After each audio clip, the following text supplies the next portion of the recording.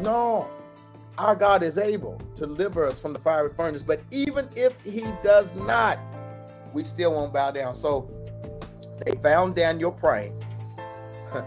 They found Daniel praying as he always was. He didn't stop. And they went back and told the king, did you say in your new legislation that anybody caught praying would be thrown into the lion's den and it can't be reversed? And the king said, yes.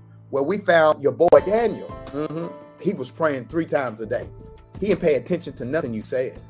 Yeah, he snubbed you, king. What you gonna do? And the king was upset. He wasn't upset at Daniel because he loved Daniel. He was upset at these crooked local politicians who had a vendetta against Daniel. And he even went to the lawyers and the scribes trying to loophole, but he couldn't find a loophole. So at the end of the day, he went and had Daniel arrested. And as they handcuffed him and threw him in the lion's den, the king said these words, may your God hear your prayer. And they rolled the rock over Daniel in the lion's den. And the king went back to his room and didn't eat.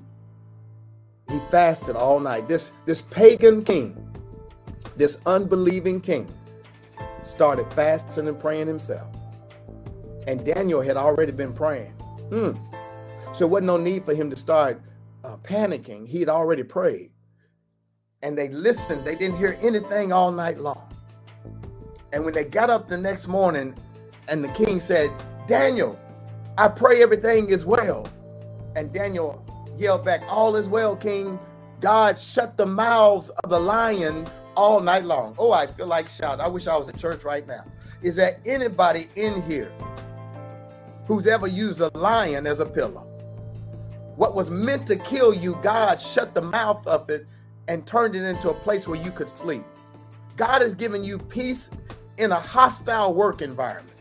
God has given you peace around people who can't stand you. God has shut the mouths of lions and the people who are lying on you. Oh my God.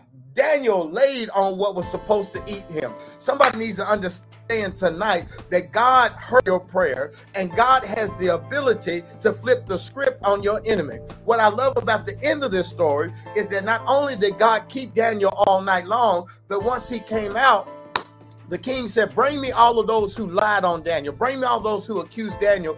And he threw them and their family in the lion's den. And before they could even hit the ground, the lions ate them up. Let me tell you something. The ditch you dig for me might be the ditch you dig yourself. God don't play about me. Somebody type in the comments, God don't play about me. When you are a child of God, when folk have a vendetta out for doing nothing than what you're supposed to do, and you're a person of integrity, God is going to fight your battles for you, especially when you have been laboring in prayer, when you bathe that thing in prayer, when you intercede and when you petition known to God.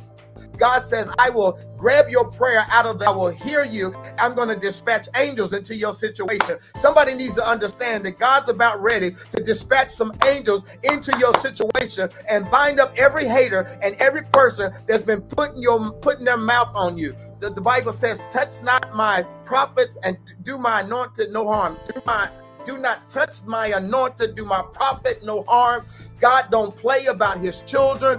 I'm telling y'all, when y'all pray, God's got you. When you pray, God's going to shut the mouths of lions. When you pray, God's going to release you from what tried to kill you. When you pray, God's going to show up on your behalf. When you pray, God's got your back. God's got your front. He's got your back. He's got you covered. And you are about ready to come out of your lion's den. Come on, somebody give God some praise tonight.